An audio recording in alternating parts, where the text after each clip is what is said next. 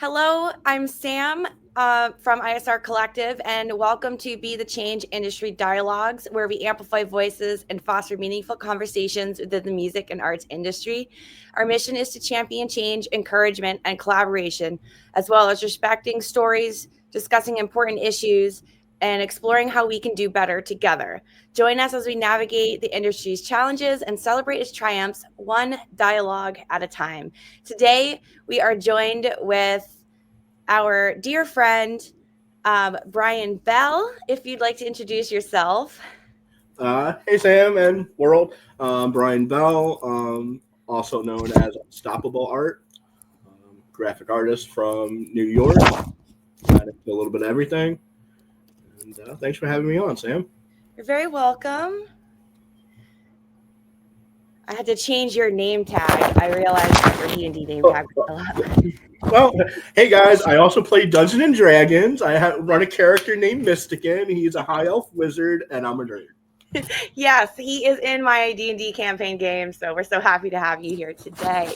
I wanted to start the podcast by asking, what were some of your earliest inspirations to become an artist? So the absolute earliest inspiration is Marvel Comics. You know, before kindergarten, I was always given comics, by my parents and draw or attempt to draw, what I saw in them, and eventually I started to try to make my own superheroes and their own superpowers, and that's really where it came from. Was I loved the comics and I wanted to be a comic book artist, when I was younger. Awesome. How did you get your start in becoming a live painter and a merch designer?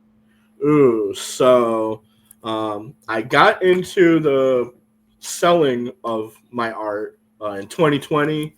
I was running a construction business. I came across a Scooby Doo mood mat, and I was like, "What is this?" Because I love cartoons and stuff. So I got put onto the mood mat scene, and that quickly introduced me to a bunch of other artists. And I quickly discovered it was like the Central PA to the New England area rave festival community. Jam band too, but I definitely do more EDM shows. They're my people. We just vibe way better. So I had a friend who was doing a show. The first show I live painted at was Northlands, which is over in New Hampshire, I believe. And we were 6 artists deep.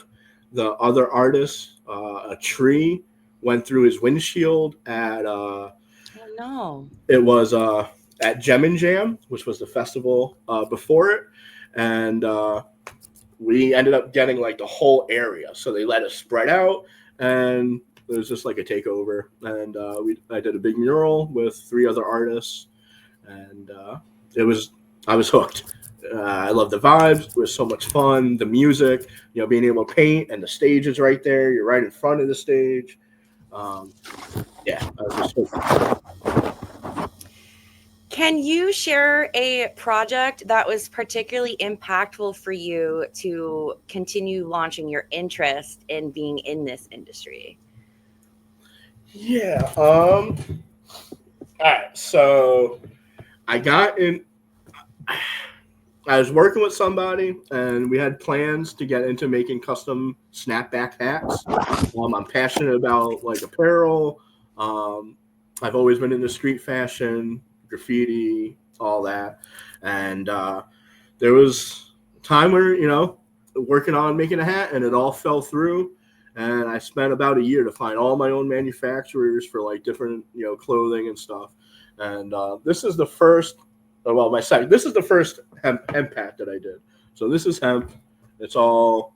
Well, I'm not gonna get great.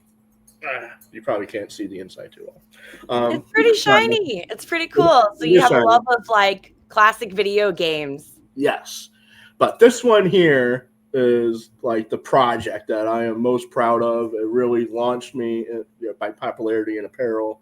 Um, yeah, so this really got me like in the groove to like I want to keep.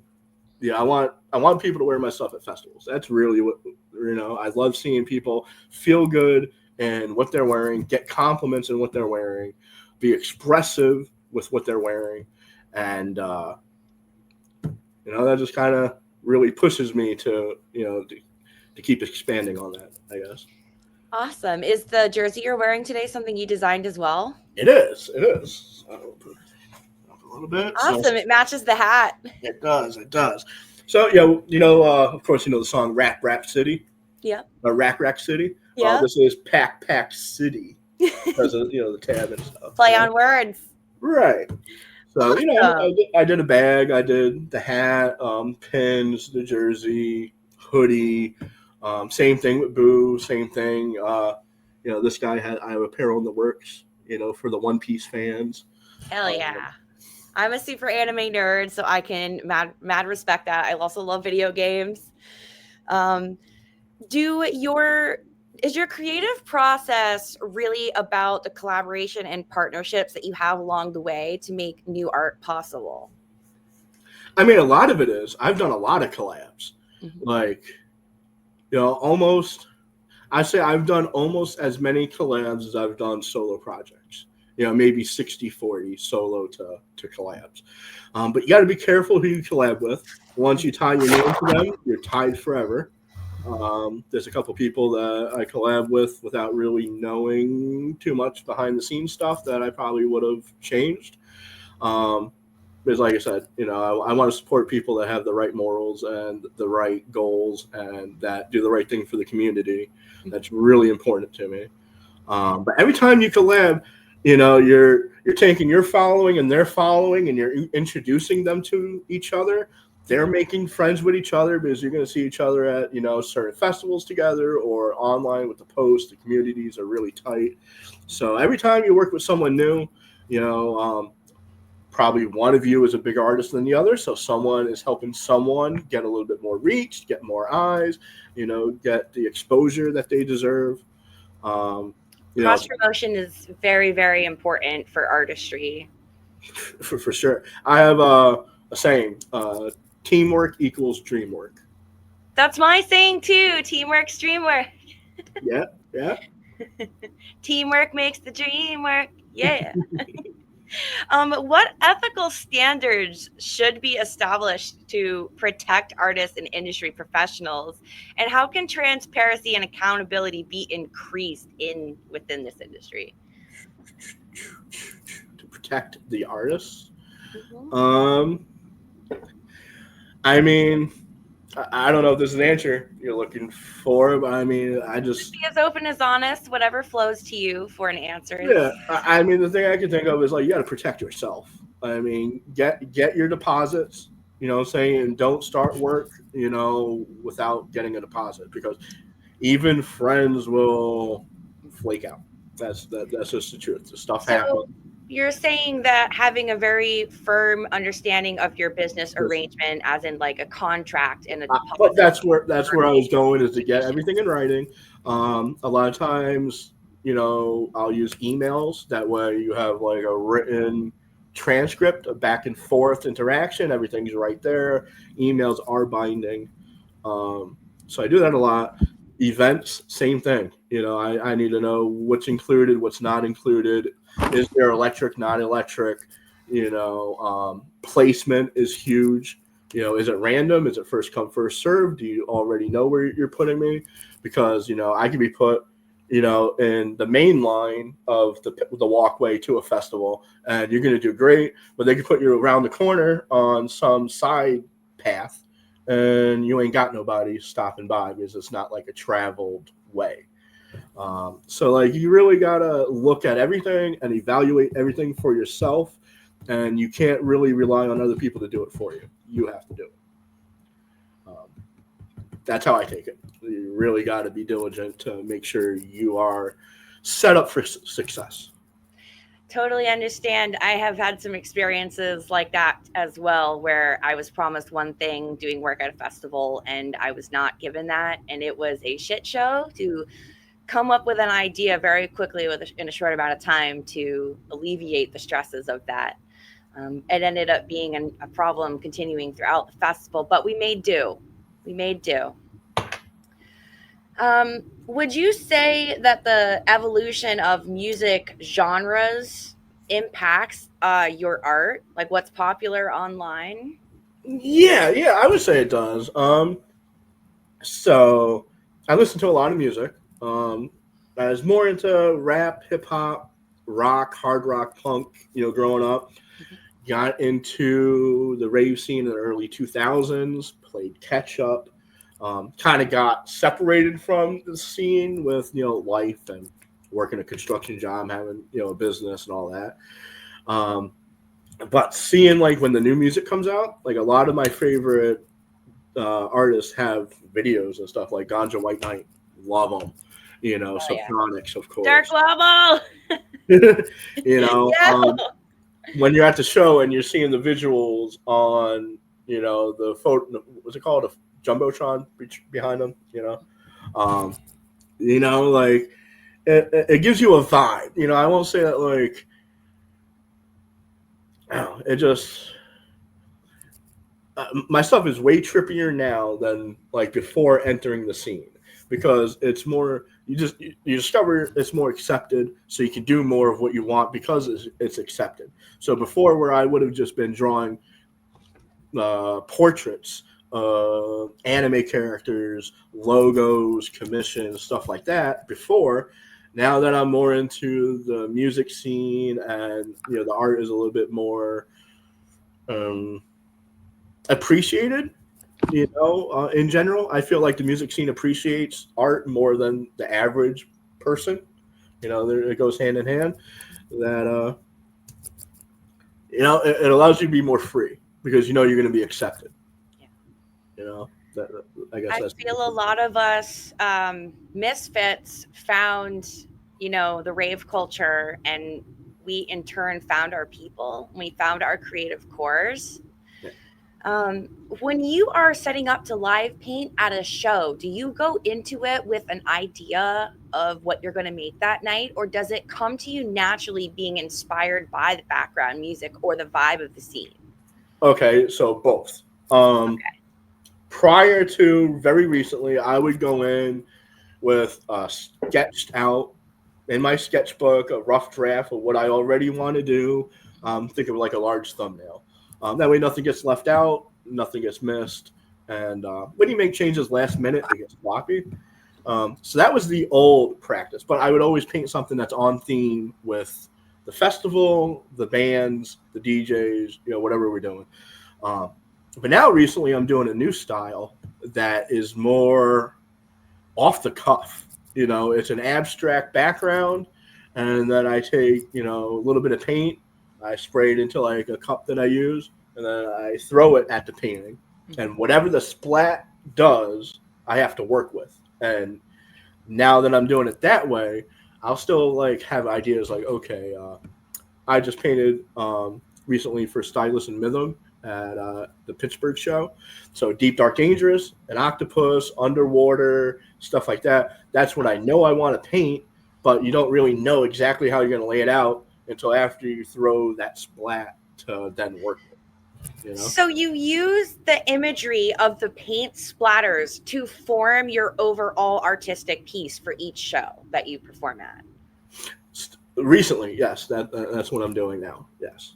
What specifically inspired the change in your like medium?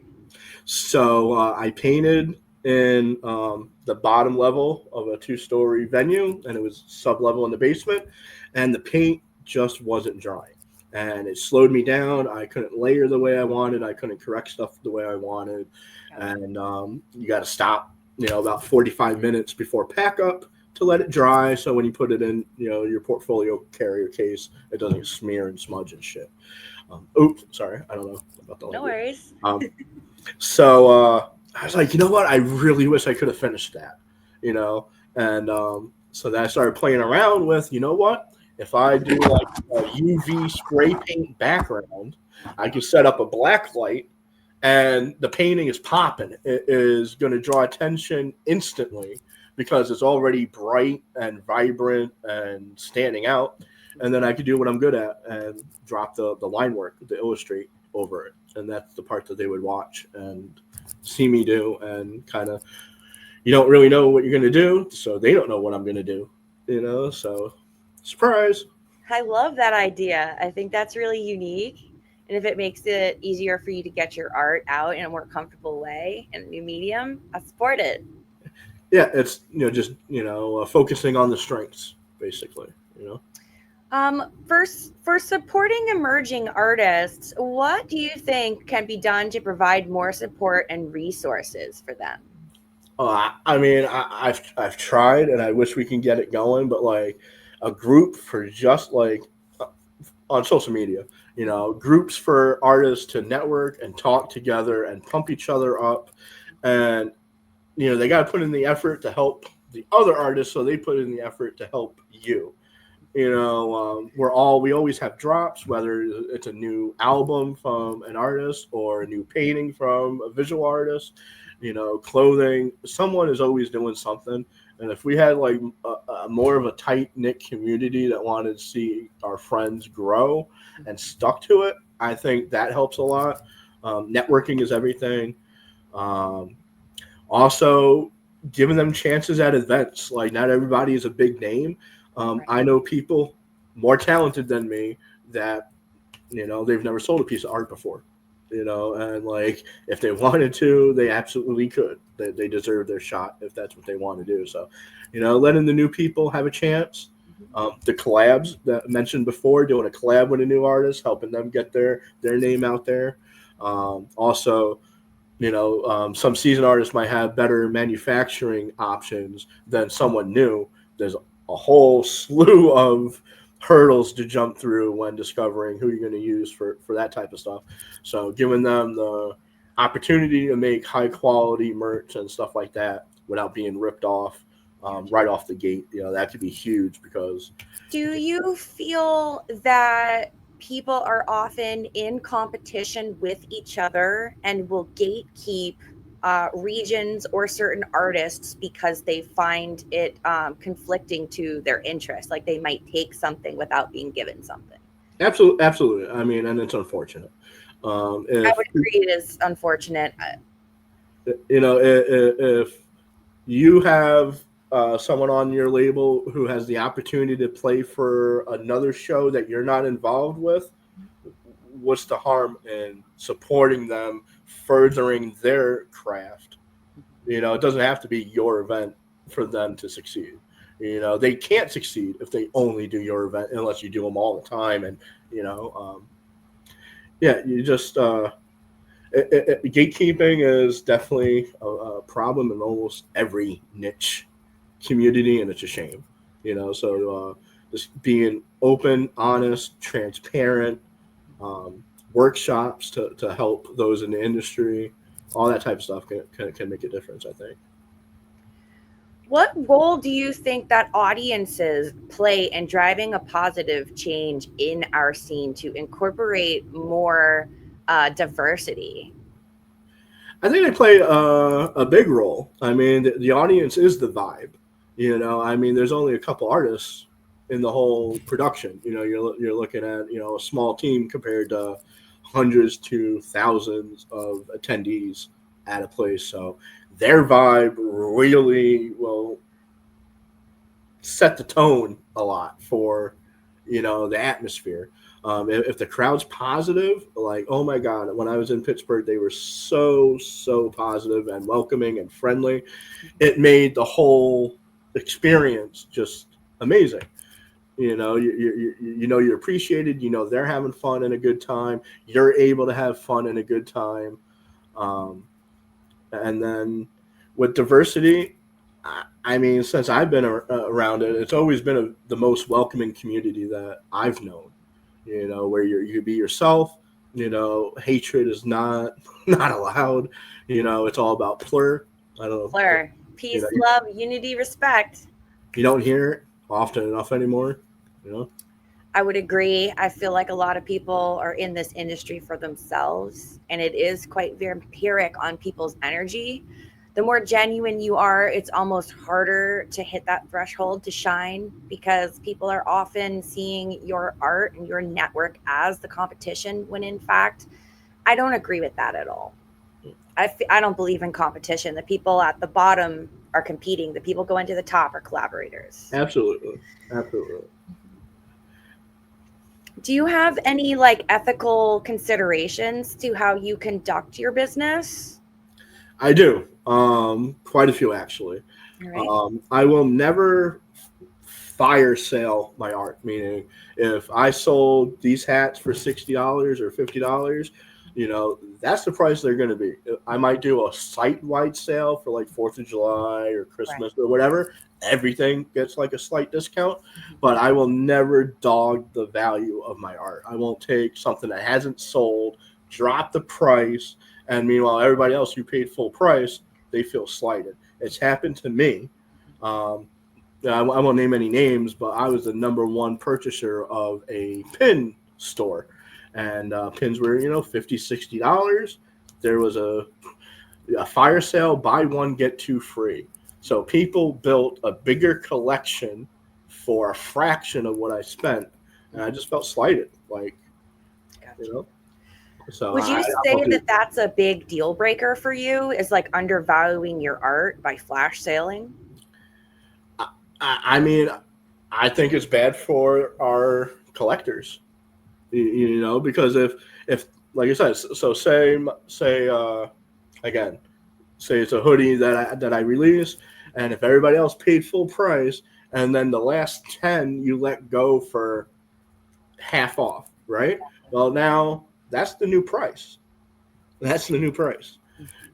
So I try to protect my value. Not for me, it's for the collectors. I want them to be comfortable. Um, also, open lines of communication.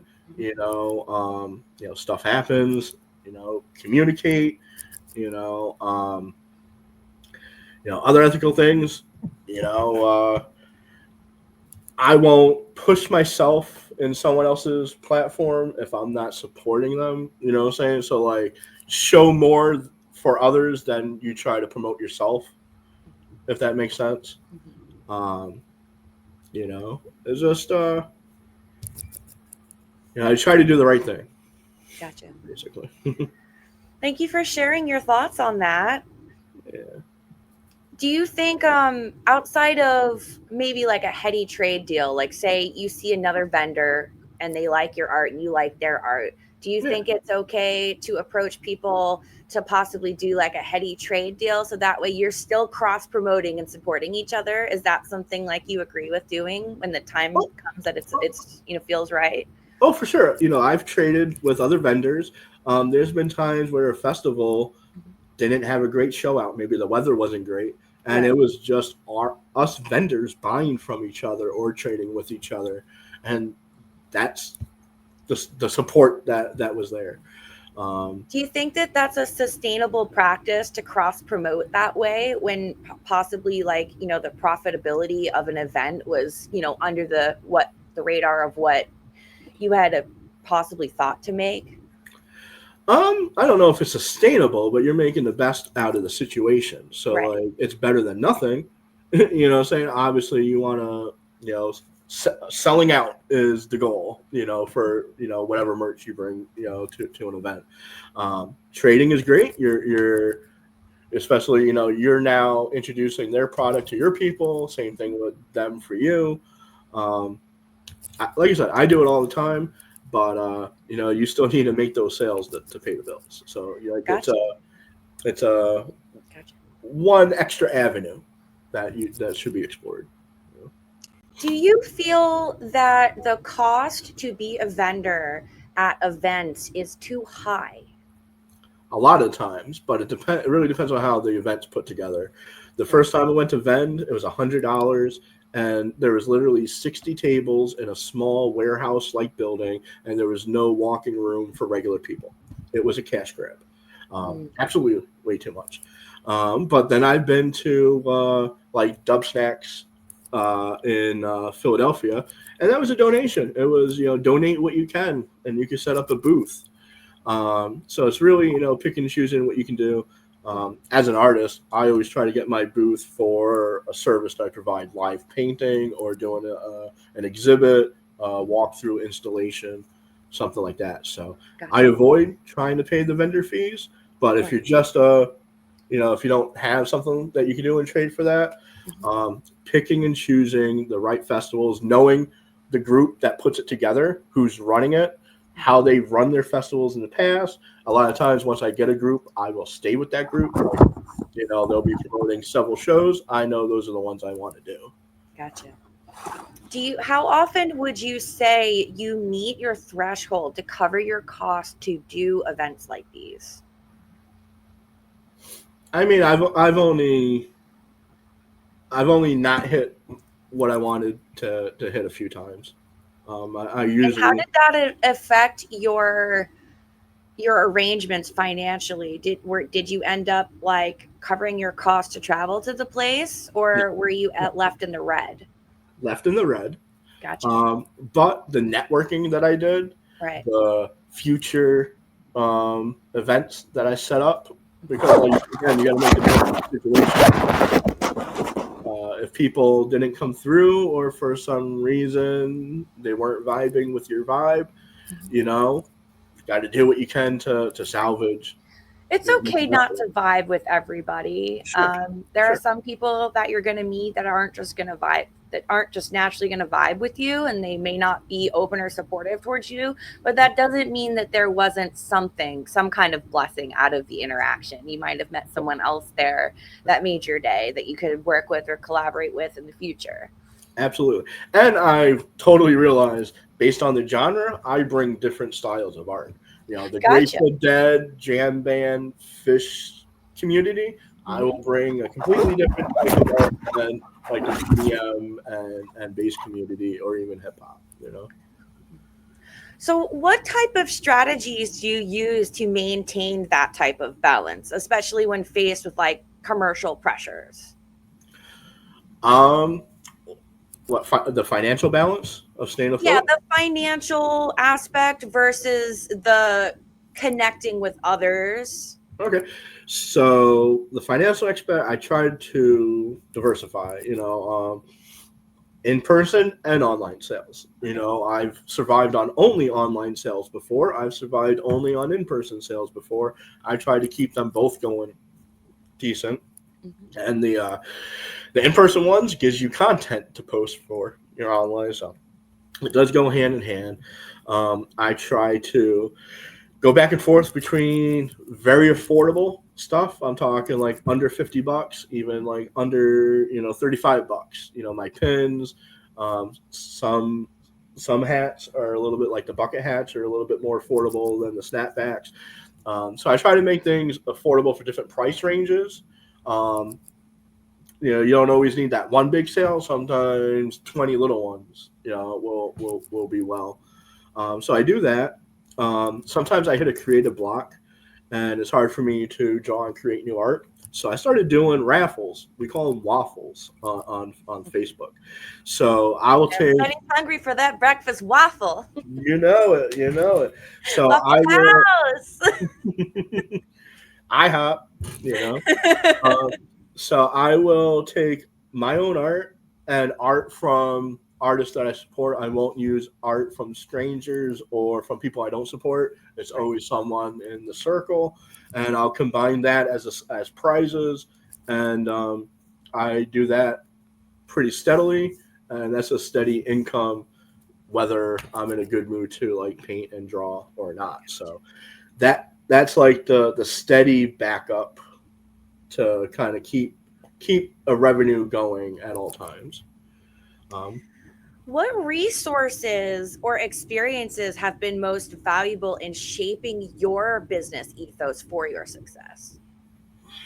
the negative ones. All um, right, elaborate on your experiences. It's yes. valuable to hear what your struggle has been to get to this point. I So believe now you are a full-time artist, right? yes. Yep. At Full this time. point. Yep. It's what I do. It's my life. It's everything that means everything to me. Mhm. Absolutely. So, like in the beginning, when I got into making apparel, I didn't know any manufacturers, nothing, so I had to use, the friends, and they went through their manufacturers, played middleman and stuff, and you quickly learn that they're upcharging on you. You're paying way more than you should, and then you're making less than you should. They're taking advantage of you, and I did a festival with the homies, and one, he left without giving me all my money, and then two, I found at the next festival, selling my like printed art that shouldn't have been printed, like this jersey. It should have been, just what I ordered. There was extra ordered, and I'm like, you know what? I can't be using middlemen anymore. So I had to go out, get my own manufacturers, take control of that myself. And then I became someone that other people can trust to go through, because I ain't going to do to them what that company did to me. So, and again, staying transparent, keeping them in the loop every step of the way, having them make the final decisions. None of that was given to me when I did it. So that really pushed me into being self-sufficient with my own apparel. Right. And we got really, really lucky with when ISR Collective drops merch. We have a really, really amazing artist that we work with out in California that does a lot of our designs for us. And in our arrangement with him, he'll design things for us. And instead of outright like paying him for specifically the art, which I have done, he redesigned my logo for me. Like I paid him a flat rate for that. But most of the time when he collaborates with us, he'll do like an art concept and we'll send it in to our distributor to like make a sample. And then they vote yes or no. And we send him half of the merch, like half of the order. And that's like a payment for him. And he's really happy with that arrangement. We've been doing that for the past couple years. We're so grateful for you, Brandon the Wizard. So thank you.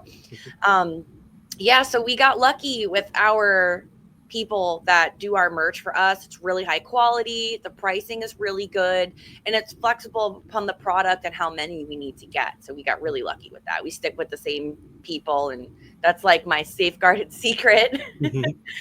Yeah. So that model that you use, Yeah, has been great. With some collabs that I've done. I did a collab with Kessie Blotter Art, where he took a couple of my, he approached me, asked if he could use a couple of my designs. He wanted to print 100 of each, and then he sent them all to me.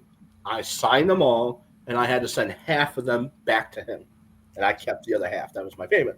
That's So awesome. same arrangement that you did.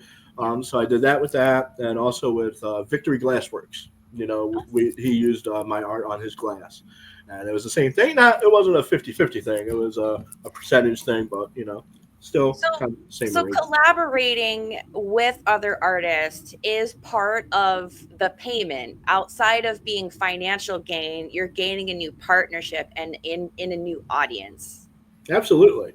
And especially when you're working with people in different regions, you're going to have a completely different audience. And look at the internet bringing us together. Of course. Yeah, that's true. The love of art and music definitely brought us together. And now we do weekly D&D games together. And we're hoping that this year we'll have the first official merch drop between ISR Collective and Unstoppabell Art. Yay! Can't wait. It's going to be hot. It's going to be hot.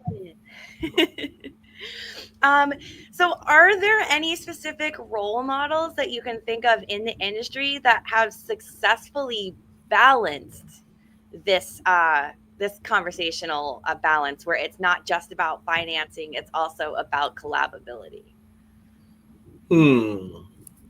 Well, Patrick Seda, I would say, is a big inspiration as far as the way he handles working with other artists. So open and genuine, and a real passion for just wanting to help and getting them out there and just making cool art that everybody enjoys. And this one's a personal friend of yours, right? Yes. He's in our D&D group too. Yeah, Pat, Porky Art. Porky Art, I love turtles. Yes. Yeah. Hi, Pat. So it's a very close personal friend. Outside of the circle, Aaron Brooks is a big inspiration of mine. Um, his journey. He's a live painter. Um, he's done like a lot of the bigger festivals, Lost Lands, Infrasound, Secret Dreams, stuff like that. Um, so like seeing him get out there, like I remember watching a video where it was just him like dancing through the crowd. Like I didn't even know he was a painter, right? He's just dancing through the crowd, and then boom, he comes up to this massive painting and starts painting. I'm like, shit, how cool is that? And that was before I ever got the chance to paint at a festival. So and his community is huge and positive, and their slogan is BFN, be fucking nice. I love that. Be fucking So nice. so seeing the way that community is built and ran, and all the close partnerships that he has with the companies he works with, it's a goal. It's a goal. I can no way compare myself to him, but it's an inspiration. It absolutely is an inspiration.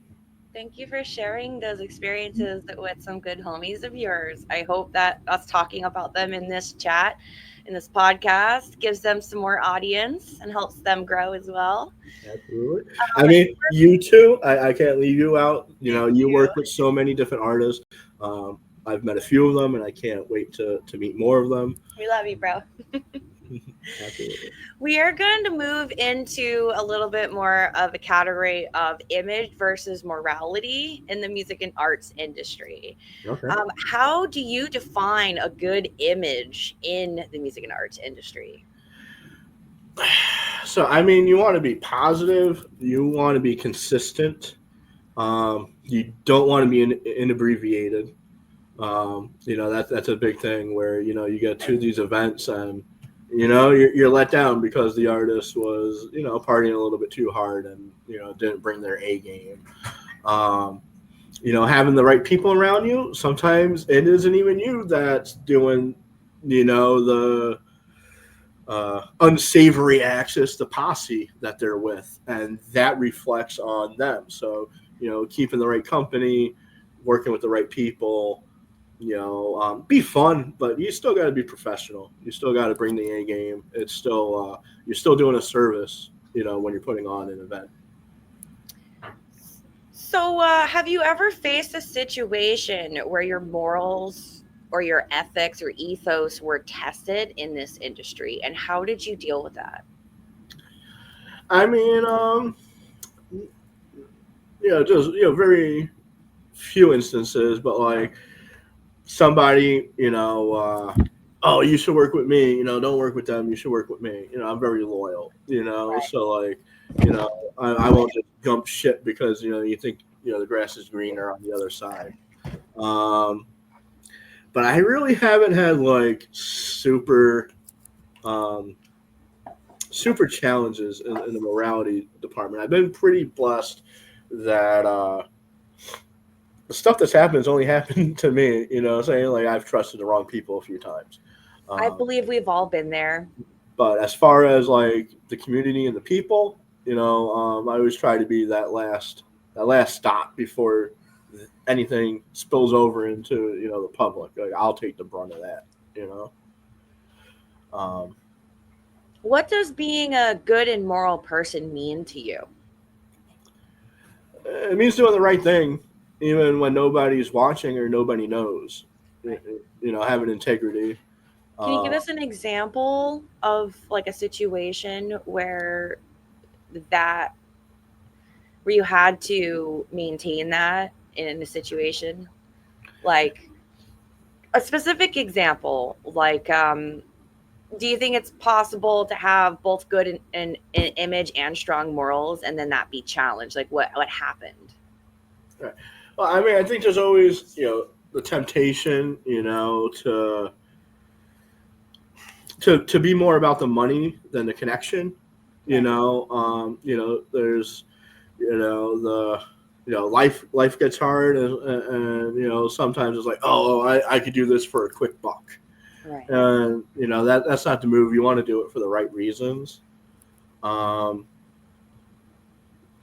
All right. How do industry expectations impact your ability to stay true to your morals? And how important do you think public perception about you is to an artist's success? All right, I'm going to answer these in reverse order. I think Okay. that the public's perception of you and what you stand for is absolutely imperative. I always say someone's either going to buy your art because they resonate with your art or because they resonate with you, the artist. And if they Gotcha. resonate with the artist, they're going to resonate with more of the art. And vice versa. There's tons of artists out there who they might be very, very skilled and talented, but because of stuff that's happened in their personal lives, the way they conduct themselves, the wrongs that they've done, they're no longer supported. And I so don't I think, necessarily want to bring up cancel culture, but that is a real thing. And what you do and how you treat people says a lot about you and how far you're going to rise or fall. Um, absolutely, we've seen people at the top of their careers or people whose careers are budding and they're just about to hit the threshold and then they just completely fall off because something about them that they've done or how they've treated someone has come out and it like crumbles the perception of who that person is. And do you think it's like okay to pull back supporting someone when you know that they're causing harm?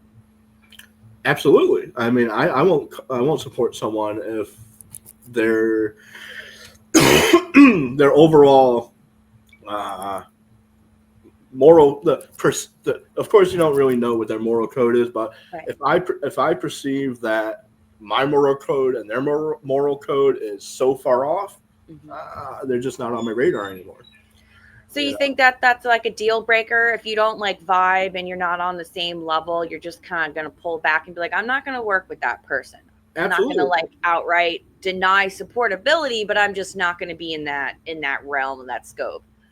I mean, absolutely. Like I said before, everyone that you do a collab with, you're forever tied with. Right. I don't want my name tied with somebody that is that far from where I I think that the right actions should be. The way to treat other people, the people you work with, and especially the people that don't have a name yet. Like everyone's going to be nice to the headliner. How do you treat the opener? Right. To me, that's very important, just to see how they, you know, overall treat people. Gotcha. Have you ever experienced like those pressures to conform to a certain imagery about yourself as an artist? You feel that Yeah, that's a problem for you? I mean, yeah, I mean, it wasn't a big problem. It was something I quickly like realized like you can't do everything to make everybody happy. Yeah. And so I got my start in the Mood Mat community, which is the cannabis community, Mhm. and there's the Heady Glass, which is very expensive glass blown art. Like sculpted pendants, like this dragon Yeah, alligator that's cool as hell. right here. If I can get the right thing. So there's a pressure to have the best of this, have the best of that. Show out. Everybody judging. And that's why, like, yeah, I'll make really nice merch, but I also want my stuff to be affordable. I want the average person to be able to get their hands on my stuff and my art, not just my merch, but also my art, and be able to appreciate it and not be left out because they couldn't afford it. And there was a lot of pressure to, you know, just spend lots of money to have the image, and it should be about the personality and not what you own or wear. As far as Are there any specific changes that you'd like to see to support artists in maintaining a higher moral integrity? yeah, I mean, I would really like to see more artists, just be open and talking with one another and like have a common understanding of how can what can we do to help one another, and then kind of stick to that. A lot of people make they just kind of fall off. Follow through is really important, um, and sharing our experiences like you're doing here on the podcast. By giving the new people a chance to hear about the experiences, they might be able to face them better themselves if they find themselves in the same situation. Thank you for giving that really great answer, and kind of throwing back the support on the podcast. I truly believe that everybody's opinions and thoughts and voice matters, regardless of whether everybody agrees or understands it or not. There's always something to learn from someone else's experience, big or small, no matter how big and popular you are as an artist or how small and budding you are, just hitting a threshold. We're gonna move gears here towards more like business ethos and decision making practices. Okay. Do you think that there are any specific strategies that you can use to balance your commercial pressures to keep getting a general enough income so that way you can keep supporting yourself as an independent artist? Yeah, I mean, again, putting your eggs in many different baskets. Right. Diversifying your income with more than one thing. Absolutely. With one product or more than one type of environment to perform in. Yes. Like I said, I run the waffles. I keep that going. By daily practice, it keeps you loose and in the groove. And when you're in that positive momentum's like everything. Sometimes you got to do a small project and get that small win, and then you're set up for that bigger project. You got the confidence, you got a little bit of momentum for that bigger challenge, and then you're conquering that. And then now you're really feeling good because you didn't even think you'd be able to get to that point, but let alone do it and do it well. And that just keeps building up and keeping it going, not taking the time off to, get lazy about it or get sloppy about it. Don't take the shortcuts. If I did something one way a year ago, I should be doing it better, quicker, bigger, than last time. Keep having the improvement, the ambition to keep learning, adding to your skill set, taking in new techniques, expanding your network all the time. If you you got homies, but if you keep working with the same people all the time, you're going to get stagnant. But if you work with someone new, now you can introduce that new person with the other people you worked with, and now they're growing also. So I love a good collab. I love it when newer producers who are still struggling with like finding their sound or coherency or like mastering their songs, are struggling with it. I love when they come to me and they ask for help and they want to collaborate with me, because I always feel there's something to learn from someone regardless of what level they're at, because I truly believe in using what skills my friends have taught me to give back to other people to keep that gift going.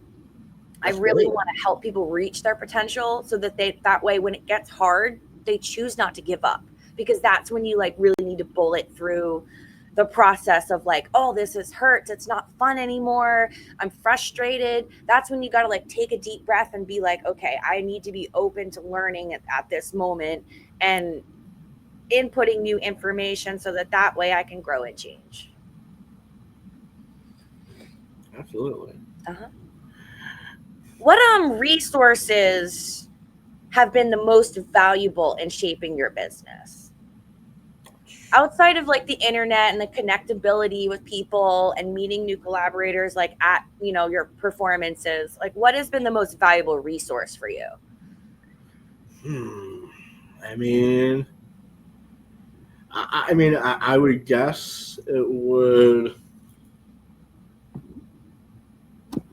I don't know. You want to circle back? Okay. To ponder that one. But before we get out of this sure category, just keep it moving. I think is how I want to answer that. Sure. I think I'm gonna switch gears here. I think I want to gear more into the conversation about mental health and well-being. Okay. All right. So What measures can be implemented to support the mental health and well-being of industry professionals? How can we reduce the stigma around mental health issues in the industry? You know, I that's heavy, Sam. That's heavy. I know, and that's why it's Yeah, important to talk about. yeah. I The reason mean, I ask this is because we have all struggled in life with our mental health and our views of how we feel about ourselves and how the scene makes us feel about ourselves. And with, within rave culture and counterculture, there is a large number of people that struggle with substance abuse issues. So I feel like this is a very important topic to hear that's, people's thoughts and feelings about, and it shouldn't be taboo to talk about. oh, no, it's absolutely not taboo. um, so let me. I mean, if I could just talk about my Right. own experience, maybe that'll help shed some light. Um, I lost my father, my mom right out of high school, and then my father in 2020, and that's when I went full time art.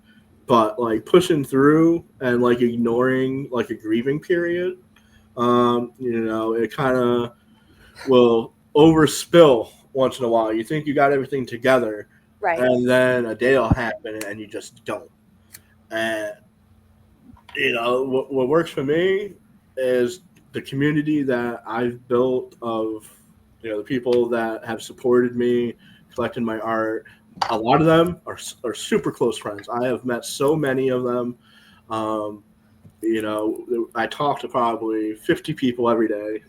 That are just super close friends, and that helps me so much. Being able to talk about some of the things I'm going through with someone that I know that might have done something similar or been through something similar, just being able to talk about it. And then like even like last week, I painted. I was so anxious beforehand. And there's one day I was just like sick to my stomach. I couldn't really do anything. I just shut down. I didn't want to be online. I didn't want to talk to nobody.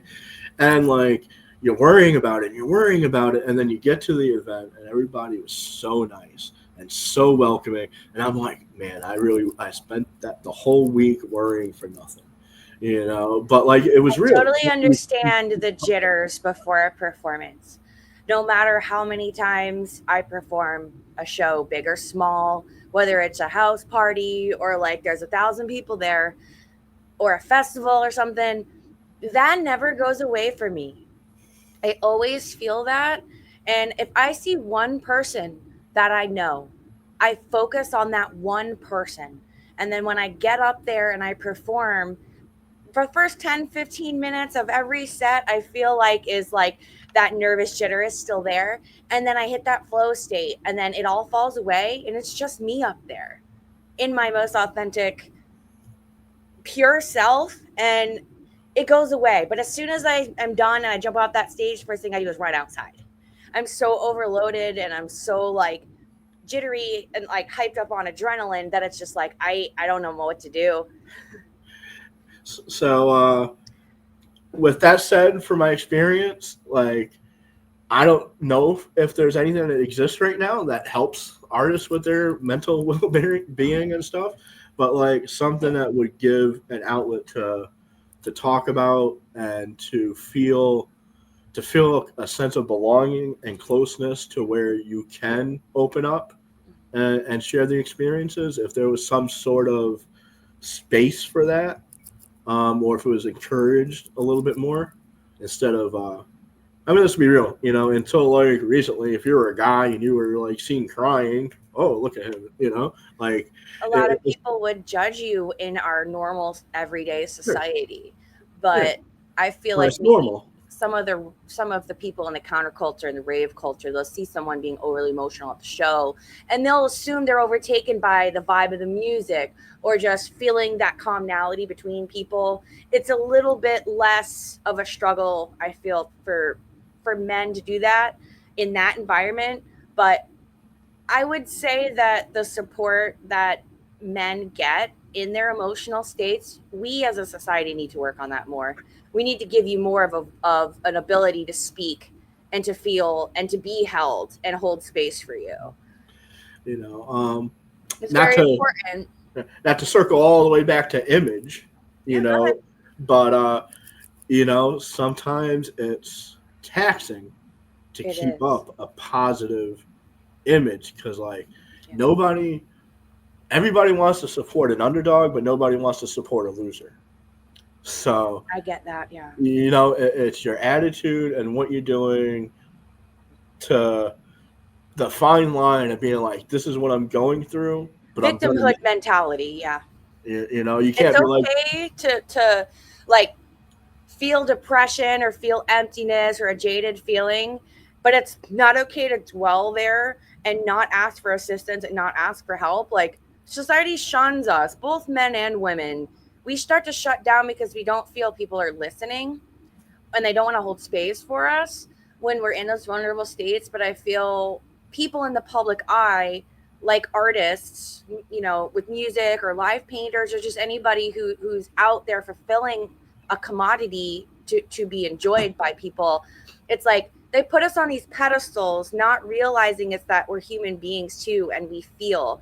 And we don't always know how to rationalize our feelings until we learn to like heal and sit with them.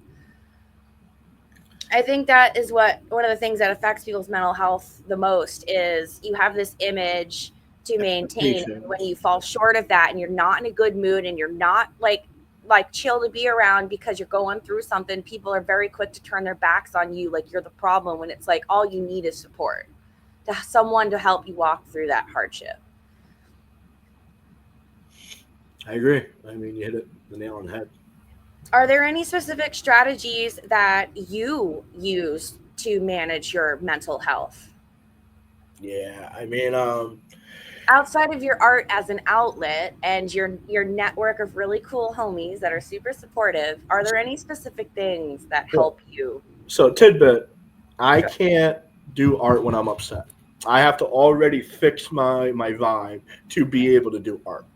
I I can relate to that. I completely shut down and I can't produce. I can't be in that state when I'm not feeling it. I can't force it. Yeah, so if I'm not feeling it, I try to clear my mind, restart everything. I'm taking a new shower, I'm putting on new clothes, and I'm getting dressed up. I'm not putting on, old sweats and, Put on your drip. yeah, I'm gonna look good. I'm gonna either cook because I like to cook, or I'm gonna order my favorite food. I'm Like gonna put comfort foods. absolutely, yep, that's What are exactly. some of your comfort foods that help you feel better? Every Sunday we have pasta and meatballs. It's a family tradition. So if there's like leftover meatballs or maybe even fresh meatballs, I'll make those. Um, White Castle, I'll order some White Castle. I've never in my life had White Castle, like for real. Only like the frozen shit. Man, I'm gonna have to bring you some when I come visit, but you have to like throw them in the air fryer or something. Oh damn. It's supposed to be steamed. It's like a steamed bun and burger. So, but yeah, so I like getting the comfort food, chocolate milk, big old glass or Hershey syrup chocolate milk, and I'll put on either one of my favorite animes or like a movie that I've seen so many times, but an Adam Sandler movie or Harry Potter or anything that like just memories of good times when I was younger. Even music, I'll put music on too, and just try to really get out of that mindset and get back to center, and then I can make art again. That's awesome. Thank you for sharing that with us. It's a journey in itself to maintain the ability to create art.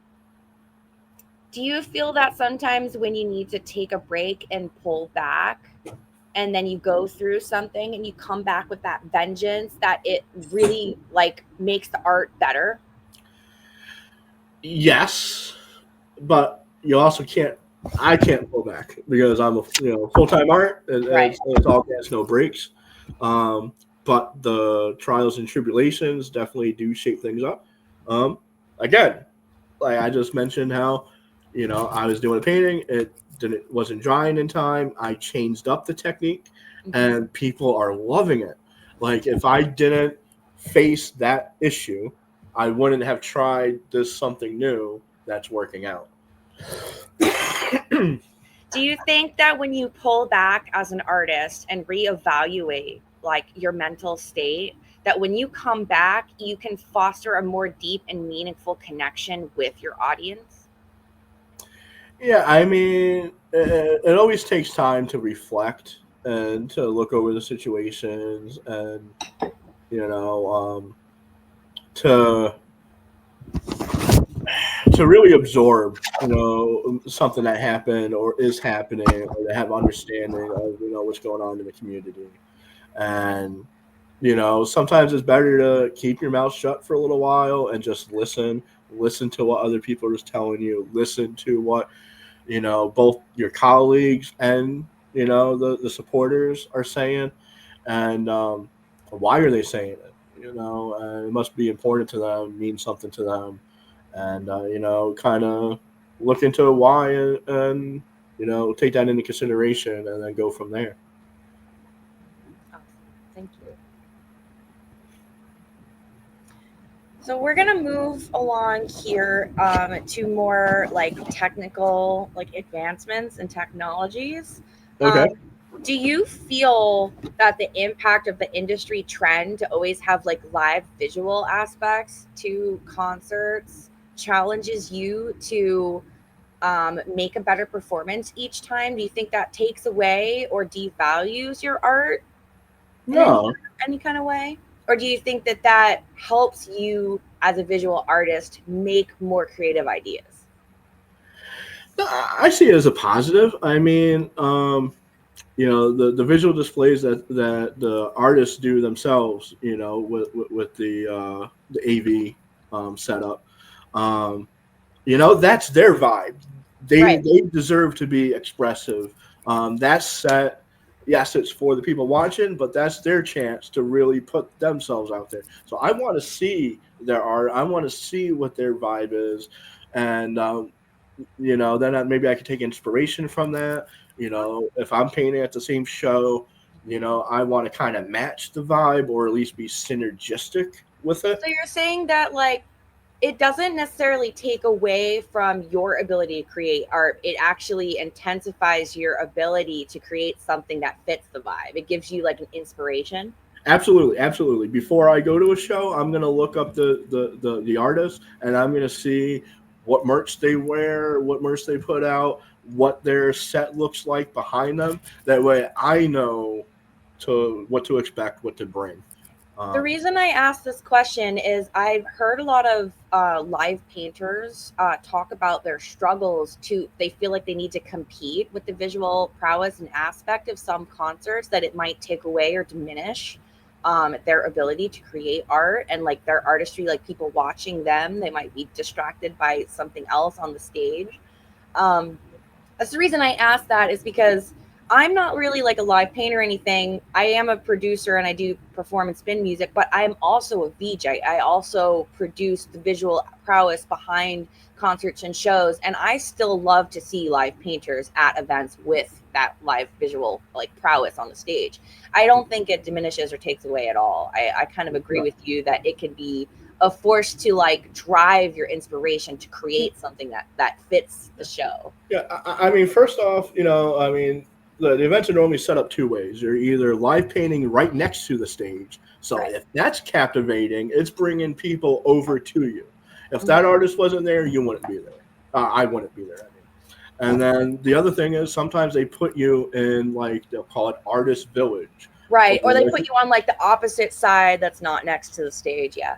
I mean, I can feel how people's, thoughts and feelings on this, like they're valid. However you feel about the situation, your feelings on it are valid. Um, I just I just wanted to share that I respect both. I love both, and I think we need both. Yeah, I definitely need both. And I mean, when you go to an event, you can't. It's not about is someone else doing something better than you, or are they taking the attention away from you, because that's the wrong mindset. You I should be agree. there having a great time doing the best that you can. And you know what? If they did so much better than you, maybe take a couple tips. Right. How did they set up? What did they do? How. Um, you got to kind of still grow because you're going to end up at places where you're going to have people of different skill levels, and you have to be comfortable with yourself to know your own worth doesn't change because of who you're standing next to.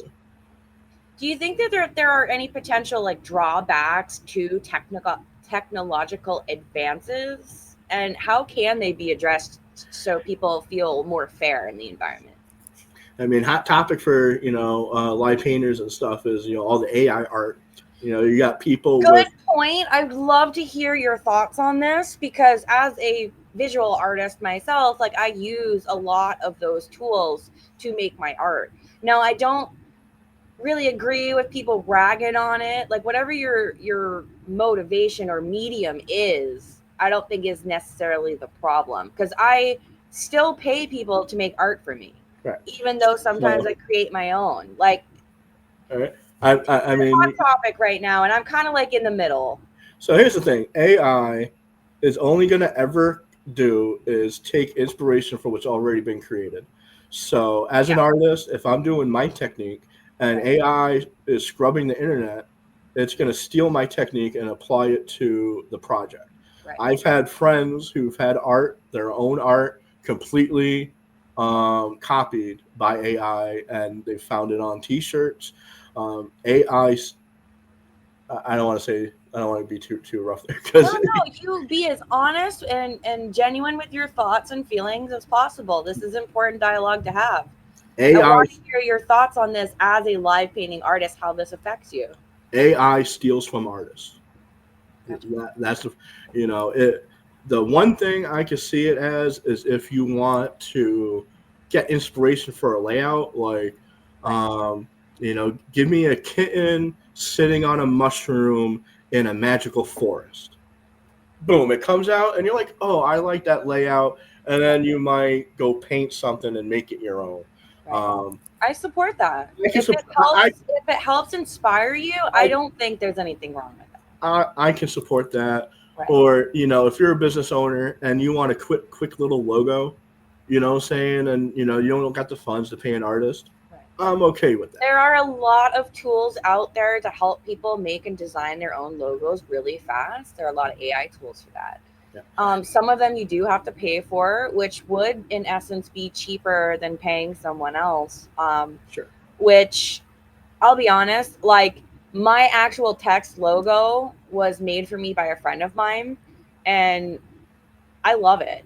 It's very similar to another artist's script that I really love. I kind of mimicry is the best flattery, I guess you could say. So Mhm. my text logo is a little bit like darker, but I took the design of like Future Primitives font and I was like, I want something like that, but like in a darker sense. So my Okay. friend Okay. kind of came up with that.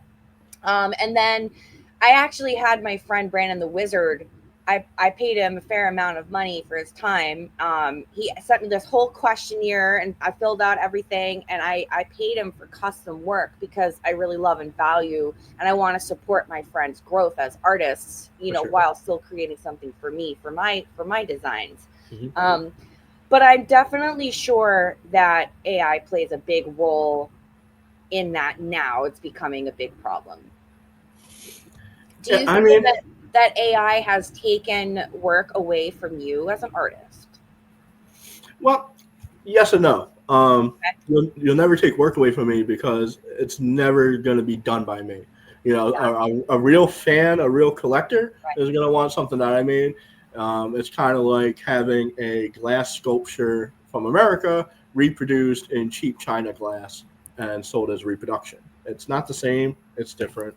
So I'm comfortable that human made art is not going to go anywhere, Okay. especially when you got to give the AI prompts, 13 different changes so that the fingers get right. Yeah. Do you think that the onslaught of this technology on music creation and art creation and distribution is in some way like hurting artists and hindering them? Or do you feel that that kind of scream into the void falls on deaf ears when it comes to marketability? I think people would more rather buy art from the individual and support the individual rather than the mimic, right? Yeah, I mean, I saw some. It was like an AI version of Biggie Smalls doing Okay. some, new music, and like you're like picking the It's bones. entertaining at best. It's entertaining, but you're picking Yeah. the bones of a someone who passed away. Right. At that point. I So will admit that I did create a song with Closed Loop. And we kind of used a little bit of Mac Dre, may he rest in peace. We love hip hop. We didn't want to like mimic him in a bad way. It was more of like an ode to him right, because we're fans.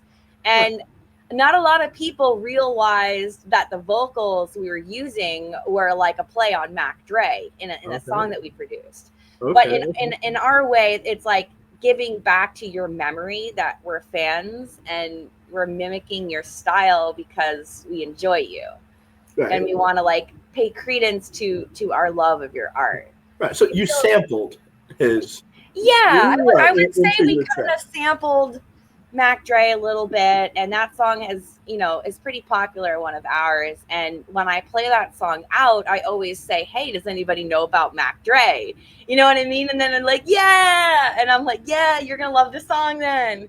Oh yeah, oh yeah, that's great. Um, I do have. There is positive things about the AI though too. Sure. Especially when it's coming to like animation. Right. They're getting into some really cool where like an artist can draw something, and then boom, the program is then making it 3D, and you're able to do stop motion and I different have a stuff. friend who uses that type of technique, has been for many, many years. He is a visual artist and has really great art. I have one of his arts on my walls. I got one for Charlie for Christmas years ago. There's one in his office. Um, a lot of people give him flack because he draws something and then digitizes it and uses like some of those features. But it's like he would not have been able to hit the threshold of where his art is at without those technological advances to get that 3D aspect. I want to give a quick shout out to Sean Hawking. You're amazing. I love you, bro. Your art is incredible. I will always support you regardless. I'm gonna need a link afterwards. Yeah, I can definitely send you a link to that. Absolutely, absolutely. He's a great dude. He's incredible. Um, I just want to say that I'm grateful for the connections that I have had through the internet with really great artists that I've seen grow over many, many years. It's like also thank the like psychedelia, like counterculture groups on Facebook, like Terrence McKenna Experience and things like that, that really introduced me to a lot of my like super cool homies whose art that I have fallen in love with and have bought in pieces from. Regardless of whatever your medium is, whether it's paint or spray paint or it's digital art, like it's still art. You're still creating that from your heart and taking your time to create something that you never know how it's going to touch somebody else. Same thing with music as well. Like whether you use AI tools or not, like how am I going to know that if you don't tell me? Like, does that really matter in the grand scheme of it if you're spending your time to create something? It's valuable to your audience and they'll be willing to pay for that. Absolutely. And again, and they get the experience too. Yeah. That's a real big part of it. Whew. Man, it's getting deep. Yeah. All right. We're going to move and gear into the future visions that we have for the music industry. Okay. Um, what trends do you currently see that are going to shape the future of the music and arts industry? Um, I mean, well, I saw how like at least locally in our area, right after 2020, there was like a big explosion of festivals, yeah. and then like After 2020 post COVID, it post just COVID, exploded. Yeah. yeah, Because 2020 everybody had money to blow, 2021 was great. but it was antsy. 2022 was still, but 2023, 2024, we got into a lot of crews trying to put on their own events. overlapping with other events, and it made you pick and choose where you're going to go. It split the community because you can't be in two places at once, and I've seen that kind of change up already this year. I'm seeing more well put together shows and less quantity of shows. They probably, took their licks over the last year and, kind of fell off. So I think that the quality of the shows is going to bring in, better better attendance, better showing outs. You're gonna have, better opportunities to be with a solid crew and not have it split. But outside of that, I'm not super hip on trends. I don't really try to, kind of out of my forte. What about you? What do you see for trends? I mean, maybe it'll Ooh, put hot me into take. For me yeah. personally, from my experiences of being in this onslaught, this time period of really like digging my nails deep into making a name for ISR Collective, from what I have experienced, the market is too saturated, and you're seeing only certain individuals' names pop up on a lot of things. Not that they don't deserve to be there. That's not it at all. My hot take is less is more. Smaller, well put together, well managed shows with a couple of core groups, controlling different specific aspects, I think would be better for the industry. I think people need to focus more on their regional homegrown events and support those networks so that way the next wave of artists that are trying to hit the threshold can hit that algorithm of growth and expansion. um, I feel like too, in specifically the music biz, there are only a certain group of labels who are accepting releases, and they are denying access to artists whose music is too new and too different. That's kind of why our ISR Collective comes in, is we really want the new, the different, the music that doesn't fit into a category elsewhere. We want the artists to submit to us that are being overlooked by other labels.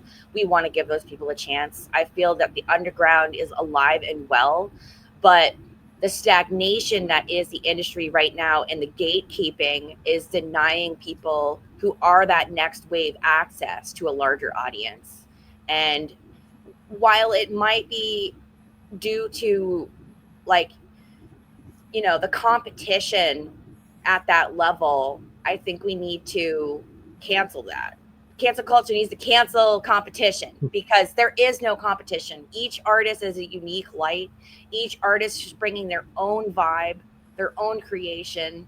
And I feel like a lot of local events are stagnating as well because they're only picking and choosing their homies to play. I was just gonna say, like, the It's biggest. the big problem for me too is like a lot of these people are propagating people that don't have great reputations and putting them on lineups, and hearing all this drama and hearing all this bullshit. And it's like, I'm sick of that shit. Like, hold mixed competitions, let in some new talent, like give other people a chance. It's not that these people don't deserve to play and they don't deserve their name out there, but it's like I see so many people stagnating. Like, once they hit a certain threshold of like their local scene, it's like, yeah, I see your name all the time, but every show I see you, you're exactly the same. Unfortunately, that's my hot take. I mean, I think we're pretty eye to eye on Yeah.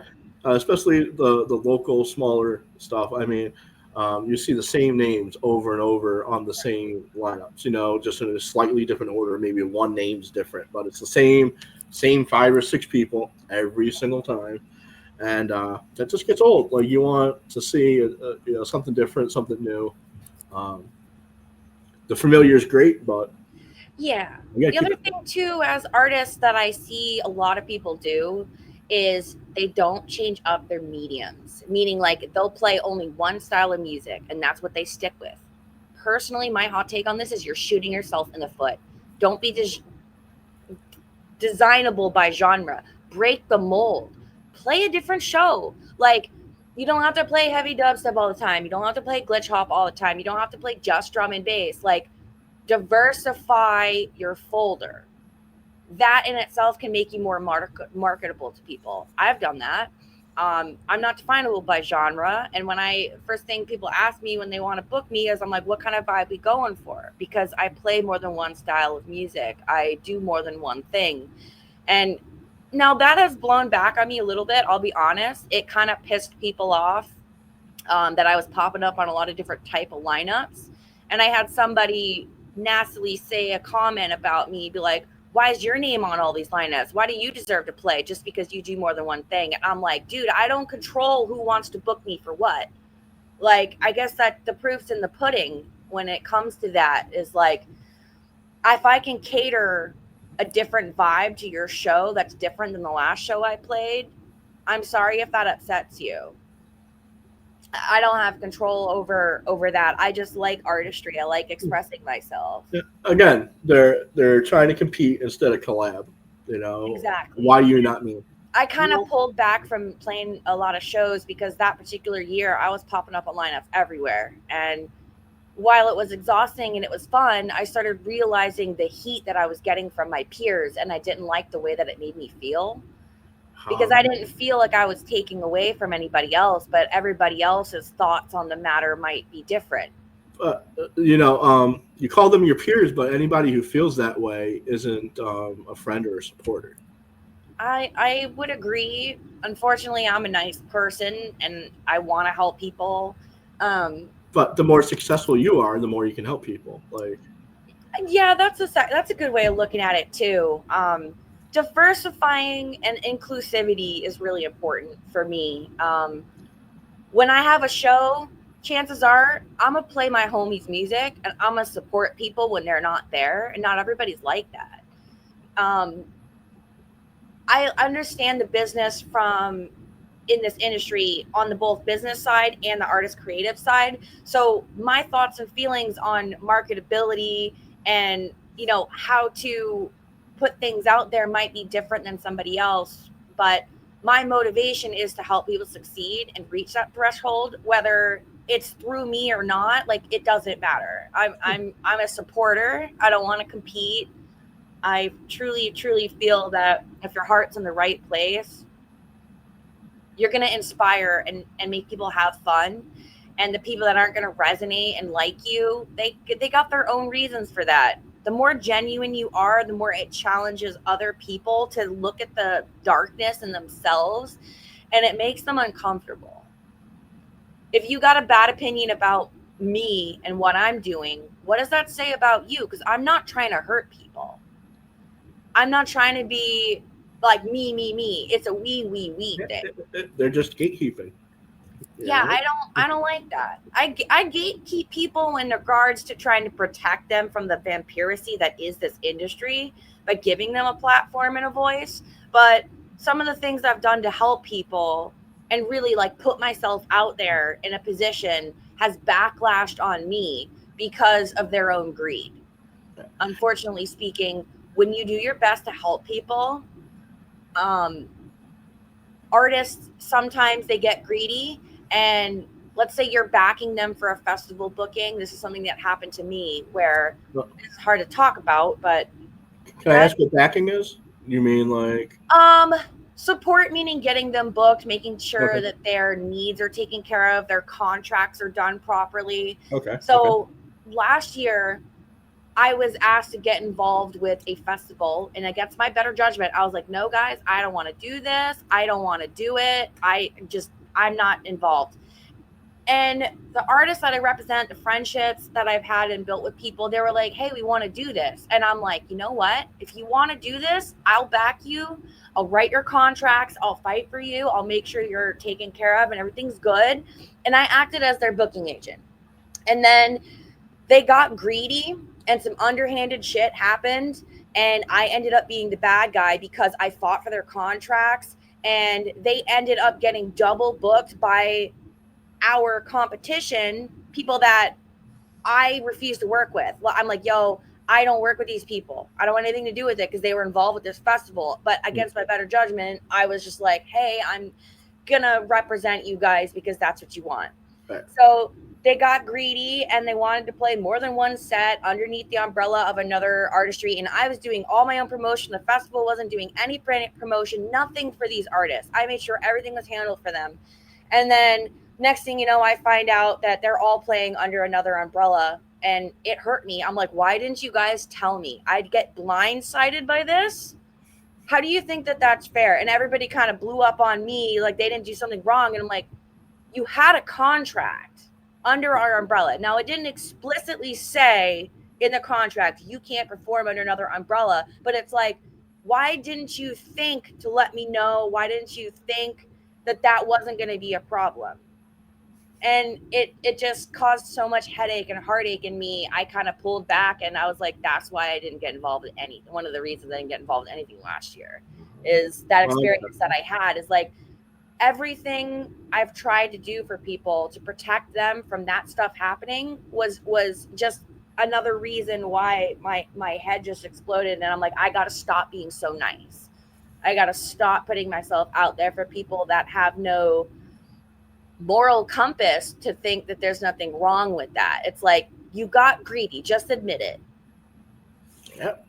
And again, there you go with the morality thing is, you're being tempted by that quick buck instead of staying, true, loyal, keeping open also communication. That festival violated the contract, and they basically were saying, we're not going to pay this out to you because you're a fucking asshole. And I'm like, excuse me, this money's for the artists.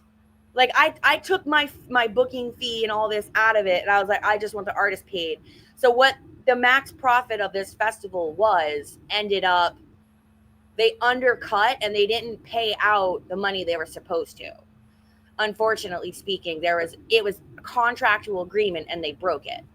And I was just like, do I take this to court or do I just say fuck it because I don't want to be involved anymore? And that's the reality, is that you try to do something good to protect your friends and you get too close with your heart to something. And I personally cannot go out on a limb for people like that anymore.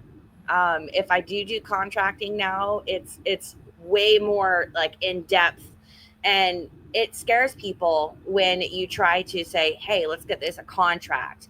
But it's like, outside of that, you deal with new people that don't know you, and it's like, oh yeah, a contract is normal. It's not scary. It's like, yeah, okay, you're a professional, you know what you're asking for. Where's the disconnect there? Why can't everybody just act like a business professional? I mean, I just skip over the people that don't. I'm at that point too. You don't want at that point too. Oh, you don't want to sign a contract for me to come do a mural? I'm not going to come do a mural. Bingo. I got self-advocacy. Yeah. Do it again. Self-advocacy. If it makes me an asshole because I'm going to stick up for my friends and I'm going to stick up for what's right, and other people don't like that I'm holding them to that standard, then for me, I'm just going to be like, it's a no, man. Like, how many times do I write a proposal for an event and then all of a sudden there's a problem? I don't even get a call back. It's like, I'm not working for free anymore. I have all these skills. I have all this equipment. It's like, I'm not showing up with 10, 15, 20 grand worth of equipment for $150. Please just no. Somebody, you can do that to somebody else. I'm all set. If that makes me an asshole, then whatever. Well, I already talked to the homie about that one setup that I told you I wanted to do with the possible Renegade stage. Right. And he's on board. We ain't going to drop the name yet, but I'm pushing for you to come. We have a lot of gear at our disposal, and ISR Collective as a whole, we want to make a difference. We want to bring quality to an event, but we don't want to get taken advantage of anymore. For sure. We've worked with a lot of different crews. We've had a lot of good and bad experiences. We've had a lot of networking. We've helped a lot of artists. But for us, it's more than just about the financial payout. We've learned from the mistakes that, like, what we were bringing, the quality we were bringing for the payout, we were often in the red. And it's like, we can't afford to do that anymore. We can't afford to throw thousands of dollars into a festival and then be in the red and then kind of like take a step back and be like, where's our payout? That's not what we agreed on. I can't take those big risks anymore because if I do, I can't keep doing what I'm doing to support the artists that I'm working with now because everything ISR Collective has done has been paid out of pocket by both me and Charlie. And the I sad think reality is you might be the bad guy in some people's eyes because you are putting a stop on that treatment and making a better standard. And that's kind of where we're at now. Is we want to make community events happen, but we have to carefully balance the cost versus the payoff. And what I mean by that is if it costs us too much financially to do, it's a burden. And while the experience will be good and we'll network, it's like, can we afford that and afford to pay for everything in our daily lives? There's a delicate balance for that. so. What It I don't costs a lot of understand. money to pull a fucking trailer and a carload of stuff. It's like the wear and tear. You're traveling a couple hours away. You're not going to work. It's a huge problem. What I don't understand, and it's probably too deep to get into right now, but they always say, No, "Oh, we you're going to got lose time. money on your first festival. You're going to lose, like, as a host if you're Yeah. trying to throw a festival." They say, "Be prepared to be in the red," and I just don't understand that because with a good business model, why wouldn't you make money? I mean, My hot take on this, Brian, is people will overspend their budget. Less is more. You want to start small and well put together. You want to have 500 people, not 10,000. You want to collectively find a good crew to work with where you each deviate one specific stage run by that crew, and you want to book people that have a good reputation, that aren't going to be breaking the budget. um, it's harder to promote smaller events without a couple larger artists to pull a draw. But at the same time, it's like, is that really necessary?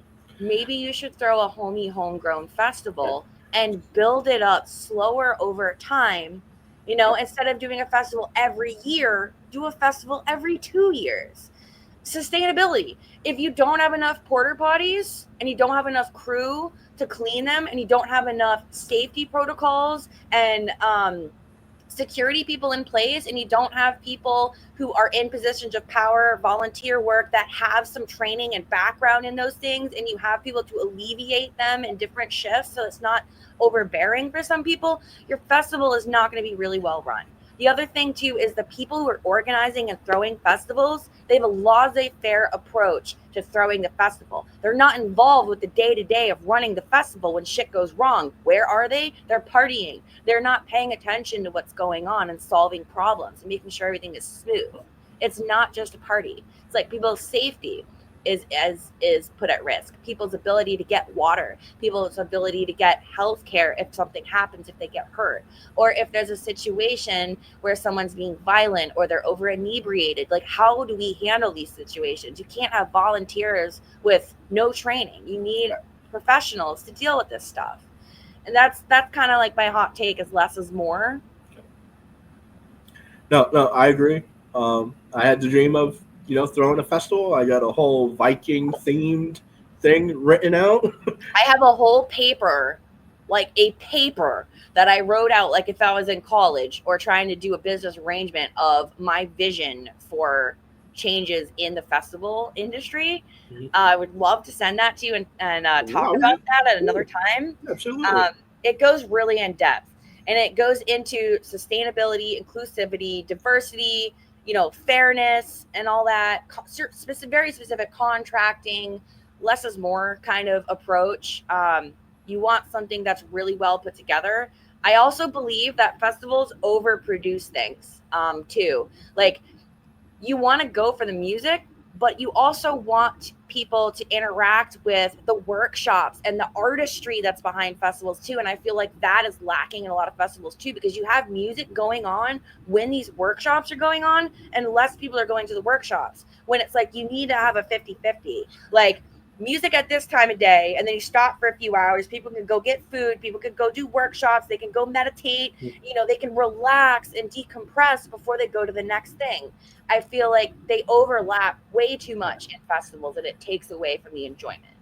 Yeah, I mean, personally, like for me, I think the best time for workshops is between like 10 a.m. and 2 p.m.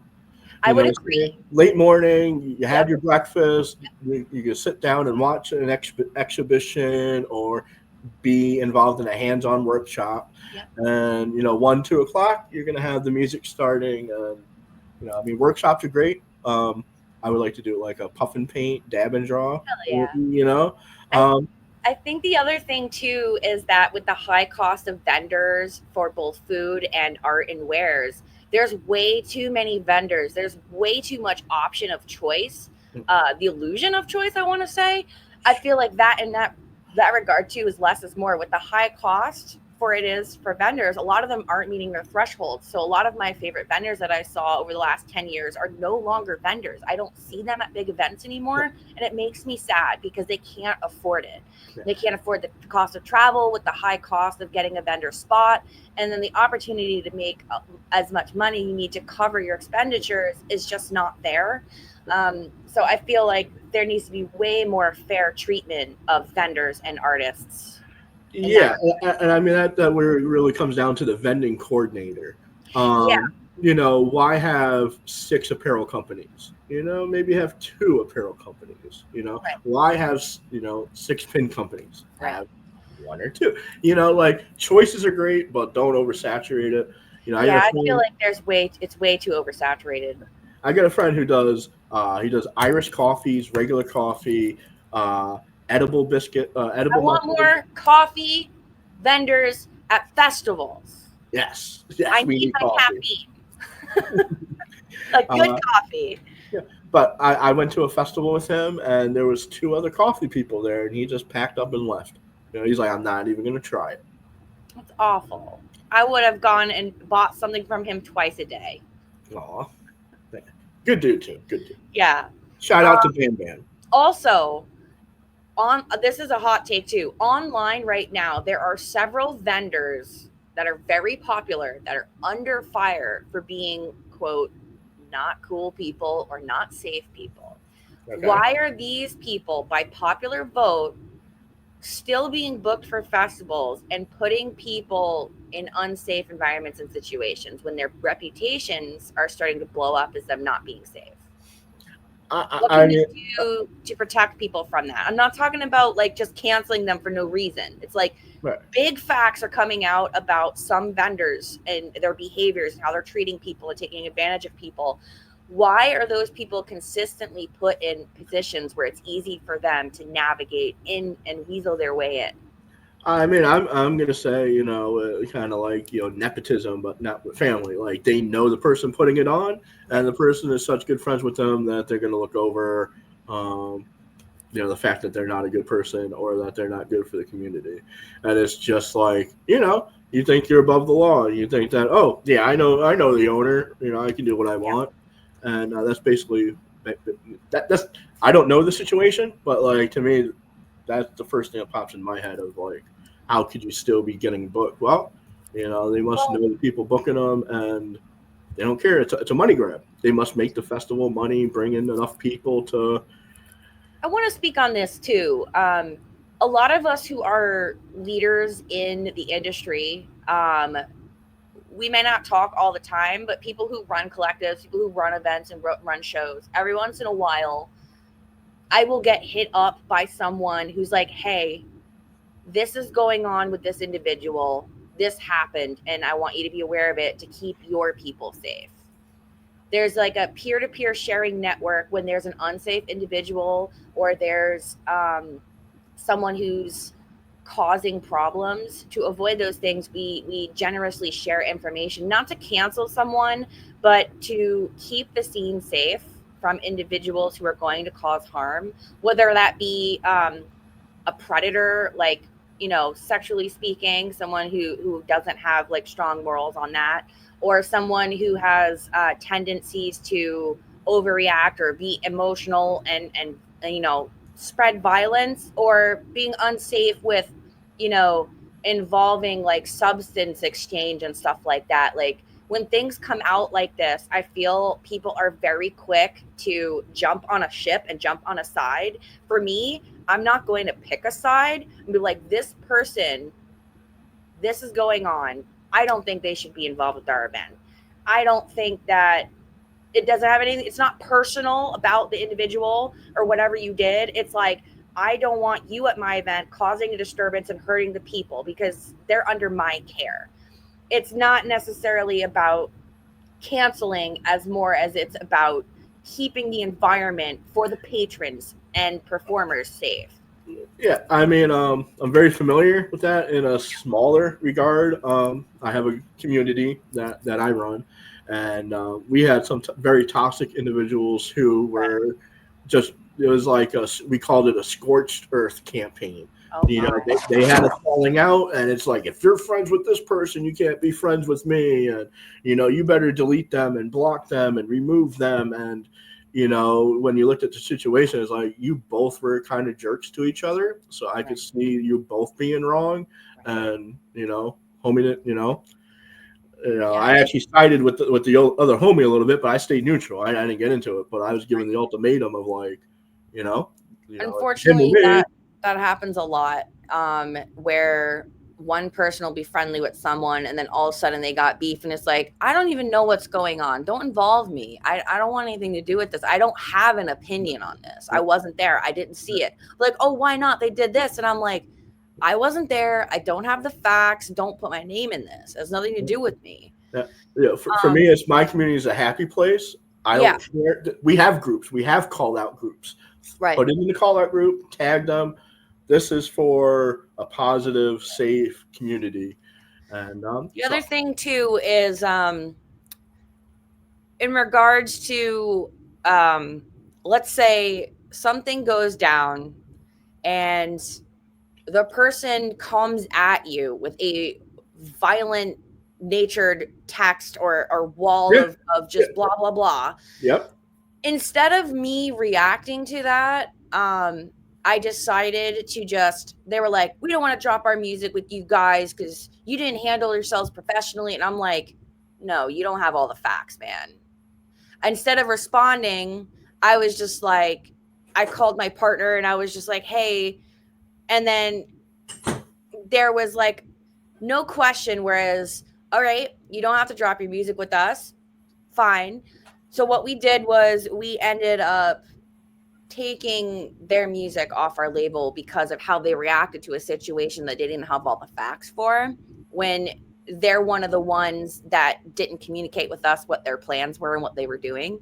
So they like blew up on us. And it's like, in my mind, it's like, if you can't communicate like a professional when you have a disagreement, um, chances are you're somebody that I'm not going to want to work with Oh yeah, anymore long term. It's like, you might have a myth, you might have like a something wrong.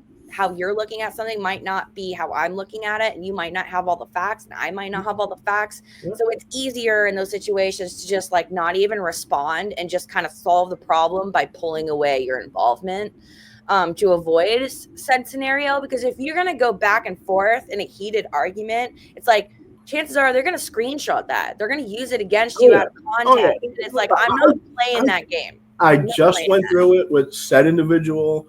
Yeah. Argument at 2 o'clock in the morning. I'm like, homie, I'm going to bed. I Yeah. was trying to be nice and supportive. He's Yeah. disrespecting me via text. I'm Mhm. like, man, I know you're upset. We're friends. I'm going to bed. I got woken up to 13 calls. Boom, boom, boom, boom, boom. I finally did play the voice message, and he's cursing me out. I'm like, I got to wake up to this. You're blocked. You're removed from the community. I never engaged. Unfortunate. And then he had all his friends try to attack me with the scorched earth, thing. And because I do have a solid reputation, Right. um, I didn't have to say anything. The people around me jumped in, and they're like, "Oh, we know what happened. We know what the truth is. We were there." And I didn't. I didn't even have to defend myself. I don't believe in having to defend myself. I know that my heart and my motivations are in the right. Yep. Um, validation feelings for myself. I'm not going to purposely cause anyone harm or try to hurt anyone. So if you're coming at me with that like violence and that stern, like just yelling, rather, it's like, bro, you want to have a conversation with me? Like, call me on the phone. Let's meet up somewhere and talk about it. There's no need for that. Like, people who can't communicate are going to be a nail in your side. I learned this the hard way. Like, what you're trying to do versus how other people are viewing it might not be the same thing. But it's like, if you have a solid arrangement and agreement and people are pushing you to conform in a specific way that's outside of that arrangement, it's like, bro, you have every right to pull back and be like, that's not what our agreement was. That's not my job. That's not what this is about. I'm not doing that. That's perfectly okay.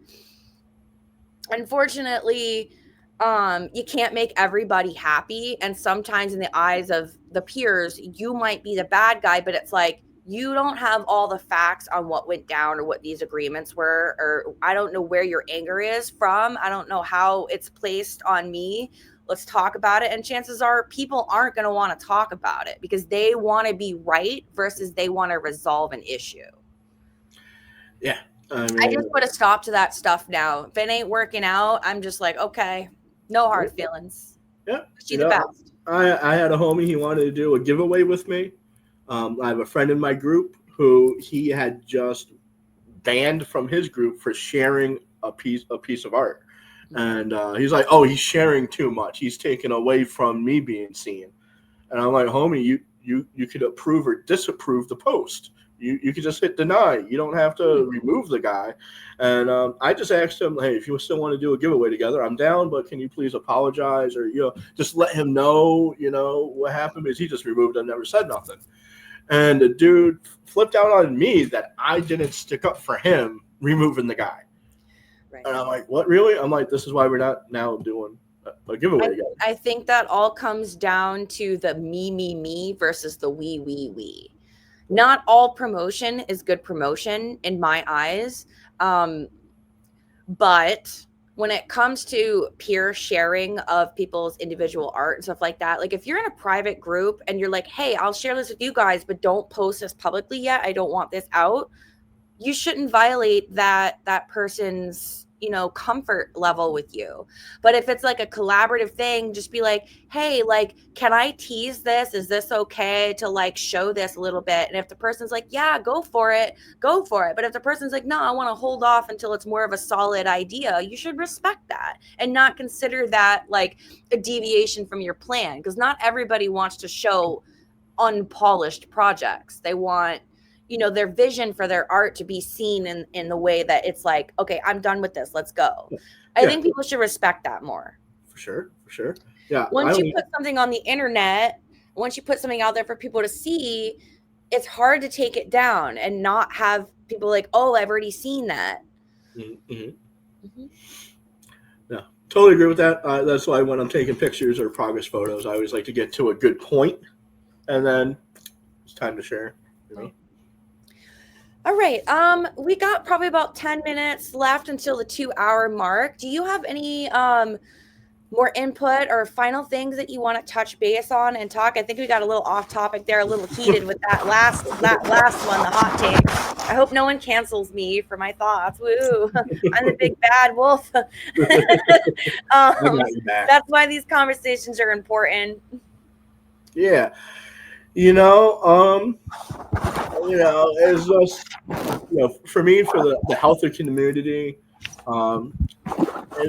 again, with the sports earth, it's like all that negativity and stuff, if people could just leave that behind. Right. And, build each other up, focus on your dreams, help your competitor, help your friends, reach their dreams too. I believe in that. Yeah. I'm not going to the top without my friends. I'm not going to build an empire and watch it crumble because my ego is not in check. Absolutely. It's just, it's really important to surround yourself with the right people, and it's okay to not be friends with everybody. Exactly. It's really important to pick and choose who you allow in your circle, who you let around you. They say you are the 5 people you spend the most time with. You are the company that you keep, and I do agree with that. Yeah. I have a lot of friends. I'm friendly with a lot of people, but I have heavily had to pull back my heart and my involvement um, because of the disrespect that people have shown me and that they aren't taking accountability for. Unfortunately, it's like you showed me who you are at the end of the day. I still love you, but until you show me otherwise, that's where you sit with me. You are exactly what you show me, and I'm not going to make excuses for that. No, I mean that is true. Is when someone shows you who they are, believe them. Exactly. Yeah. Um, like I said before, I can't make everybody happy. And with my platform, with ISR Collective, I do have some power. And what little power I do have, I share that openly with other people because I want to help. I want to be the change I truly wish to see in our industry. And to my last day, I will fight for that and I'll support the people that deserve it. And I'll pull back my support on the people that show me otherwise. Um, when you start to get a larger audience, when you start to, bridge the gap of making friends with the right or the wrong people, it's really going to show me who you are and where you stand at the end of the day. I'm not going to judge you for that, but the company that you keep says a lot, Yeah, and I will hold you to that. yeah, and ooh, it pains me when I see a homie, super homies with 2 or 3 people. I'm just like, dude, why are you hanging out with them? Like, what are you doing? But like, you can't tell them because then oh, you're a hater or this or that. But it's like I've already dealt with them. I kind of already know what they're about, and you It's know, one thing for your friend to be friends with somebody that you don't jive with. But if it's like you see that person they're friends with treating them in a certain kind of way and you're seeing a pattern, an unhealthy pattern, it's like, as a good homie, if I have the right opportunity and coming at this subject, I'd be like, yo, this person's not healthy for you. And maybe you should think about how they treat you because I'm seeing how it's affecting you and I don't like that. But is it my place to say that? Maybe not. yeah, But I try not to get involved with that stuff. Like, it's cool for you to be friends with people I'm not friends with. That's not the problem. But it's like, if I see them hurting you, causing you distress, then it yeah. becomes my problem. Yeah, it's a real It's tightrope. I tough. was Yeah. I was saying I don't f with people that f with people I don't f with. Yeah, Yeah. so, True.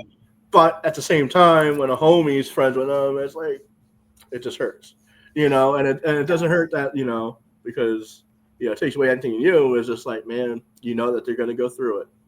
I think a lot of times in this industry, as we start to spread our audience and our connections, we will often see people we're really close to become close to other people, and we may not jive with them, but how deep do those friendships go with those people? You don't know because you're not there.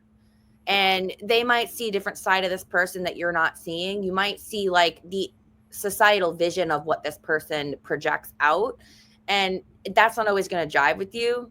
Because a lot of times people in artistry they'll have another view from Persona. other people looking at them Okay. as something else, and it's like, for me, nah, I'm not about that. It's like, what you see is what you get with me. I'm genuine either way. In my day-to-day or my artist life, I'm the same person. I'm more myself when I'm in my artist persona because that's truly who I am on the inside in my most like genuine light. That's not gonna like make me act in a way just so I can be cool or people can like me. That's when your whole persona starts to fall away and become something else. And I don't jive with that either. No, no, I get it. You just got to be yourself. Yeah. Just got to be I yourself. think the only real way to the top is to be your genuine self. And if that genuine self starts to turn into a darker persona, a darker light, it's like maybe you need to stop and do some healing. Sure. Because is that really who you are, or who you're trying to be cool or be popular? Yeah. It I really think a sucks lot of when, artists lose themselves in that. yeah, I've definitely seen some artists who, as they get more popular, it seems that the effort kind of went downhill. Like, oh, I made I it, so think a lot now, of people will stagnate. Yeah, they'll yeah, get to a certain threshold, and then it's like they stop doing the work. yeah. You got to keep evolving. You got to keep it Yeah, fresh. yeah. You All right. Any final thoughts, Brian? I just want to say thank you for having me on. You're so very welcome. You This have one, this so one got heated and got a little emotional. sure, I but got a it's little uncomfortable, but I was honest. yeah.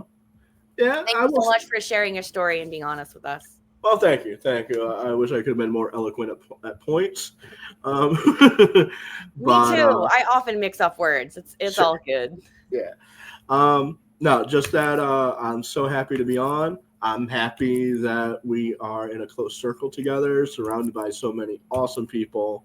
Um, be the change. It is a Thank great, you. great slogan. It's a great motto. I know you live by it. I I try to do. live by it. Um, I know that you do too. you know, And I wanted to say thank you for being a part of my D&D game. Thank you for wanting to be a possible collaborator with us in the future.